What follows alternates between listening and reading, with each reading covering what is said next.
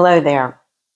During the lunar eclipse on October 28, 2023, we lost a very shining star. That shining star was Matthew Perry. I remember him on Friends, as his acting inspired me with my career. Unfortunately, I never did make it to the cast of Friends or on the set of Friends, but I did admire his work and, in fact, the whole crew. They're very talented actors. He passed away far too soon. His light burned out far too soon. So as an honor to his life and a tribute to his legacy, I thought it would be interesting to take a look at his chart. That's what we have here today. So we have the lunar eclipse chart here, and then on the outside is Matthew Perry's chart. And Matthew was born on August 19th of 1969 in North Adams, Massachusetts. This gives him a Cancer ascendant. Cancer ascendants can be very famous, actually. It's a very auspicious sign to have as your rising sign. He has his ascendant at 17 degrees, 15 minutes of Ashleisha. Ashleisha people are very crafty, they're intelligent, they're businesslike, and they have eyes that can hypnotize you or draw you in. He had charisma, so that was part of it. Now, the moon rules Cancer, and it deposits here to Libra, where it is in Swati.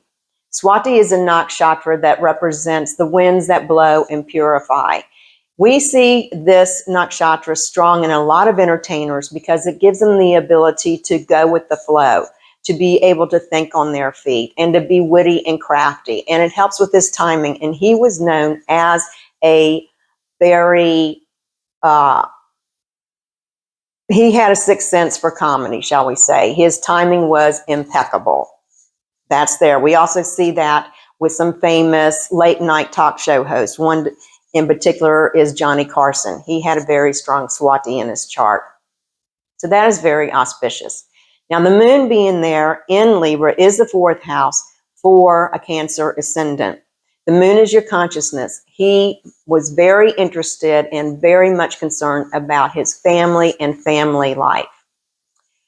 That gave him the desire to really want a stable home, a stable family life. And unfortunately, that was not to pass for him. Mainly because Libra is ruled by Venus, and it goes to the 12th house for Matthew. Now, being in the 12th house, that means the relationship with his mother, he did not feel very connected to her. There was a distance there.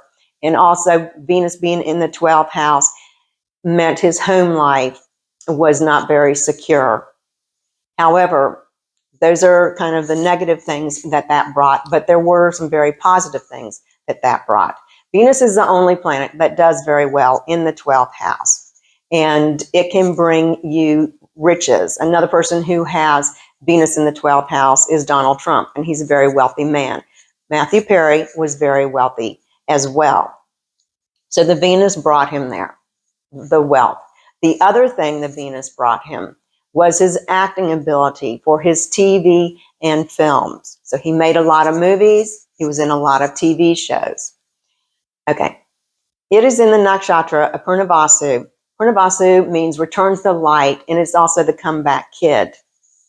And we see this with Matthew Perry because he suffered from addictions, but he was constantly, every time he would get knocked down, he would get back up and try to get sober again.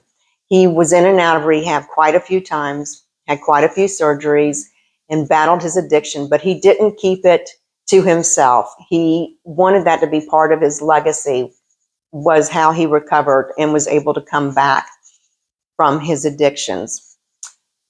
So that is there. The other thing that I've noticed when I look at charts for actors is they usually do have a strong 12th house because that's the film industry.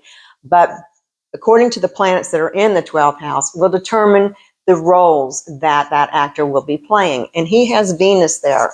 That means most of his roles have to do with relationships, whether it's friends or romantic relationships. And he did a lot of sitcoms and movies based on relationships. Now, Mercury rules the 12th house and it rules the 3rd house. And it deposits to the 2nd house, where it is in Purva Falguni. Now, the 12th house, like I said, is films and TV. The 3rd house, we see when the 3rd house is strong, that's communications, your ability to communicate with the masses.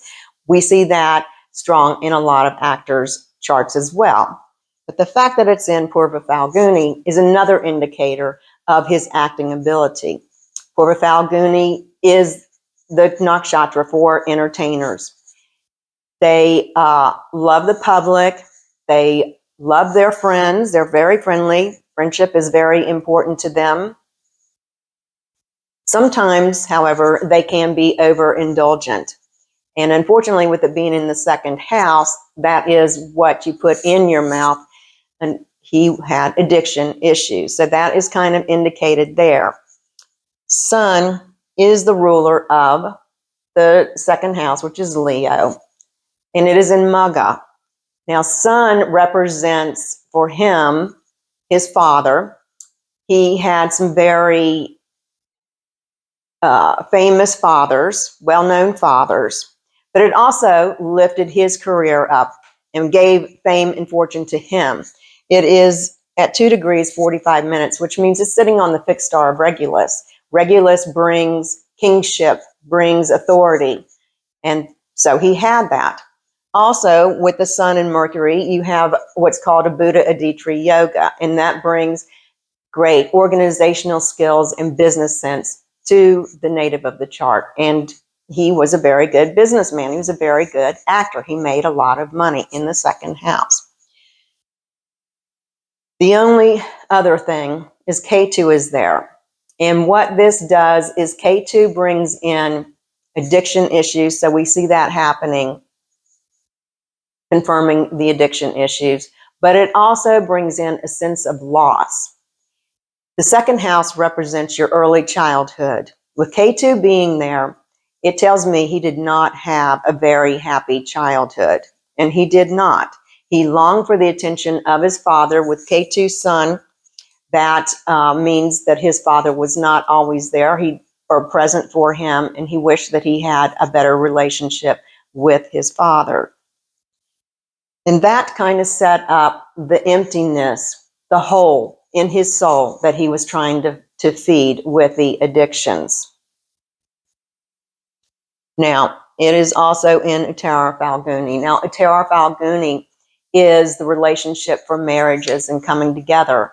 And people really want a relationship. However, with K2 being there, it kind of denies marriage.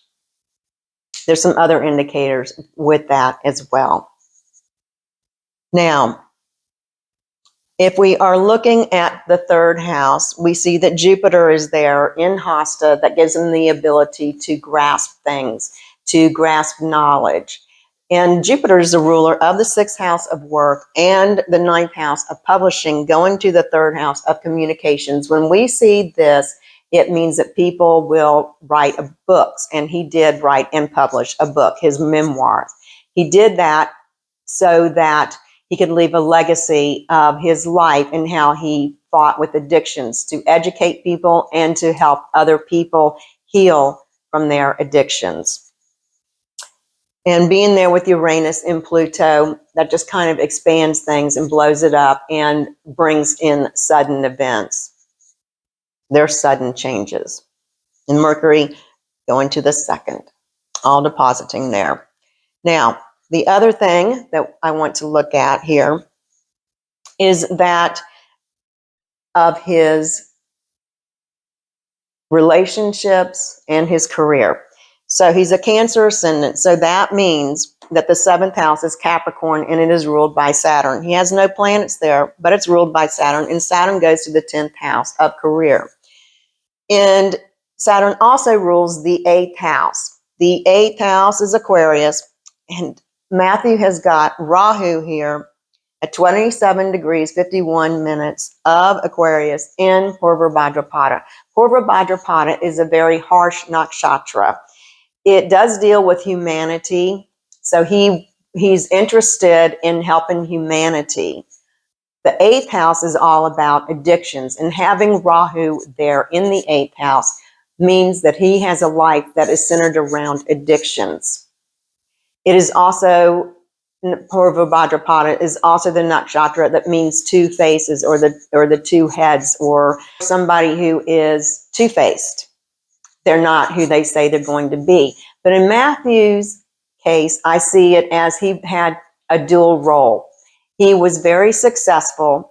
He never let his addictions interfere with his career, but at the same time, he had all this depression and these demons that he was dealing with addictions in the background.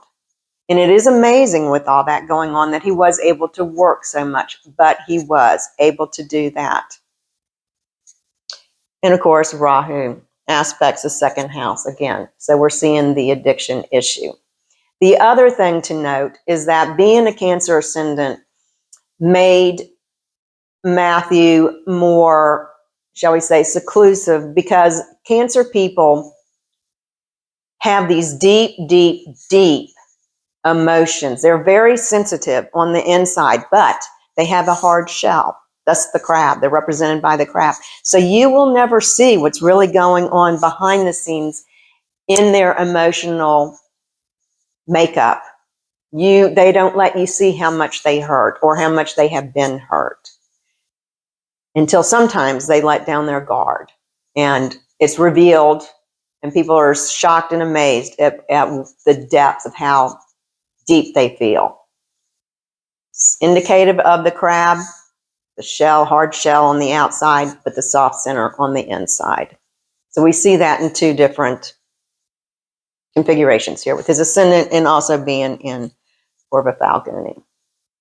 Now, as I said, Saturn rules Capricorn and Aquarius, and it deposits here to his 10th house of career. And the 10th house of career is powerful with Saturn being there. It gives him the discipline to be able to withstand all of the rejection and everything that comes along with being an entertainer, because being an entertainer is a very difficult job. You have to face a lot of rejection. So you need to have some type of staying power, and Saturn being there gave him the staying power. Saturn is debilitated though. So I've seen that though, that debilitation in another entertainer who's extremely successful, and that's J-Lo. What my take is on that is that it gives them the discipline and the stamina to be able, and responsibilities to be able to withstand the rejection and the setbacks that you get from being an entertainer. But because it is debilitated, Saturn can cause obstacles and delays. And so that seems to be kind of lessened a little bit, because people, lots of times with the Saturn being in the 10th, debilitated, still become extremely successful. And that's what happened. Now, I also see that he has a dual career. It has given him two careers. The first career is acting, because Mars, the depositor of Aries, his 10th house, goes down here to his 5th house, Scorpio. The 5th house is the house of entertainers. So again, we're seeing that. So not only was he an entertainer, but since it rules the 8th house of addictions, that was his second career. His second career was helping people with addictions and telling his story so that they can hopefully overcome theirs and learn the lessons from his life. Now, Saturn is in Barony. Barony is death with rebirth, and we see that over and over again with him going in and out of rehab, and he tells this story. The other thing Saturn, being ruler of the 7th, brings is relationships from work. And he did have relationships with some very prominent actresses. Gwyneth Paltrow and Julia Roberts, to name a few. The issue is, unfortunately, that he never felt that he lived up to be good enough to be in relationship with these powerful women. And that is indicated by this son, K2. He has very low self-esteem, even though he is this very successful, talented actor. That also feeds his addictions. He suffered from low self-esteem, and he never felt he measured up and could be really in a long-term relationship with anybody. He wasn't worth it. That's what he thought, which is sad. Now, getting back to this Mars being in Jayesta, that gives you the capabilities, very good for a career, because it gives you the capability to do whatever you need to do to have a career. And we see this Jayesta and Swati, actually both of them, in the charts of people who are very wealthy. Matthew Perry was very wealthy. Now, Rahu aspects of Venus, aspects Leo with the sun, Mercury, K2, also aspects his Venus. So that lifts him up, makes him very good and talented at what he does. But it does, and it also brings in relationships of women who are strong and powerful. So that is there. And then Rahu also natally aspects his Mars. In Rahu, Mars can be very combustible. Now, Mars in the fifth house, Mars is your mind. The fifth house is your mind. Mars being there gives him a very high intelligence level. But it also, since it represents the mind, having the Rahu Mars influence can indicate problems with the mind, and that can be the addiction issues. So his chart is pretty faded. He is faded to, number one, be a successful actor, because with all these acting configurations, the stars, the planets being there, he could do it in his sleep, and he pretty much did, because the whole time he was shooting Friends, and prior to that, actually his whole life, he's been battling addictions, and he's been able to work when he was abusing. There's not a whole lot of people who could do that. So he could do the acting in his sleep. And with all the other addiction issues, his life was fated to have the addiction issues, but he's working with his karma in hoping to help people to learn from his story, from his life lessons, so that they don't have to make the same mistakes he did. Cancer ascendants are very nurturing. They're very caring. And in spite of his childhood, he was able to develop, instead of becoming mean and abusive, he developed compassion for other people. And it became one of his, in fact, that's what he wants to be remembered for. He doesn't want to be remembered for his acting ability. He wants to be remembered for his battle with addictions and how he helped people overcome them. It was very fated. His life was very fated, and we lost him too soon. Now, let's get into what was happening during the eclipse.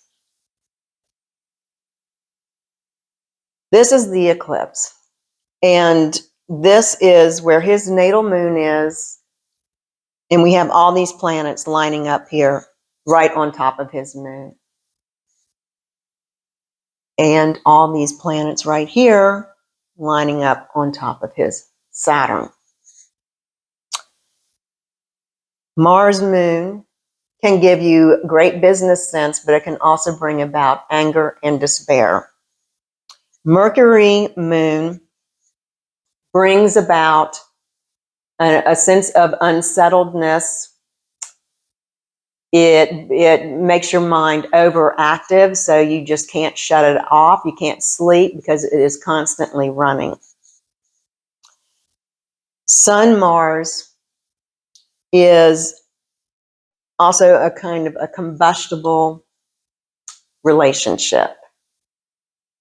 sun, moon, and this is a dark moon with the sun being there at 10 degrees and the moon being at 14. The sun is inhibiting the moon. So that makes people want to be reclusive when that is going on. And then the K2 moon brings about addictions. Again, on his, K2 being on his moon. Then here we've got Rahu on his Saturn, even though they're at a wide degree. Jupiter retrograde on his Saturn. That is not necessarily a good combination because Jupiter is expansive, Saturn is restrictive, and so there's this battle back and forth. And retrograde Jupiter is going to bring up issues from the past with what's the ruler of the ninth, father issues, family issues. And the sixth house is the house of health. His health was not all that great right during this time. Then you have Uranus retrograde, which just really throws everything off. There's sudden events that are happening. And the moon being there, obviously, because it's a lunar eclipse. So these houses were triggered. And the moon being the ruler of the chart, having all this going over it, it's very challenging, to say the least. The other thing is that Saturn, by transit, is in his 8th house, ruler of the 8th, in the 8th, and it's retrograde. Issues of the past. When we see that, we advise people to go into therapy to get help. It's time to get help for past issues. But that Saturn with his Rahu, it's bringing up the addiction issues again. And then Saturn is transiting Saturn's aspecting his natal Saturn. But then all of this here, again, we're seeing the Saturn Rahu, which is very challenging, to say the least. So if I had seen this chart, if he had come to me as a client and I'd seen this, I would have told him that it is time for him to go back into rehab. He is being triggered again by his demons. He needs not to be alone. He needs to be surrounded by people. And he passed away in his home alone in his hot tub. They did find prescription drugs. The toxicology has not come back yet to confirm, but by looking at his chart, I would have to say that there was probably more than likely drugs in his system at the time of his passing. We have Rahu Gandanta. I did a video about Rahu Gandanta. When a planet is Gandanta, going the last 3 degrees of a fire sign into a water sign, or vice versa, in the 3 degrees of the water sign, that brings a sense of drowning. Matthew literally, it can be literally or figuratively. Matthew literally drowned in his home, 4th house of home, in his hot tub. But I think he was also drowning figuratively as well in the last throes of dealing with the addictions that plagued his life, his whole life. So I want to send my condolences to his family and friends. And God bless you, Matthew. And I want to thank you for all your talents, for being so strong and courageous, letting the world know about your addictions, being so talented, and helping people overcome theirs. So there you have it. Be sure to subscribe to my channel and click all notifications so you don't miss any videos. And visit me at my website, www.michellebond007, where you can sign up for my free newsletter so that you will get the monthly predictions for your chart delivered to your email. It's free. You can also check out my predictions for 2024, as well as join my meditation group, Discover Inner Peace. And be sure to book an appointment so that I can help you see the cards that you have been dealt. Why do you want to see that? Because the more strategically you play those cards, the more successful you will be. Again, that's www.michellebond007.com. Be courageous, be empowered, and I will see you next time.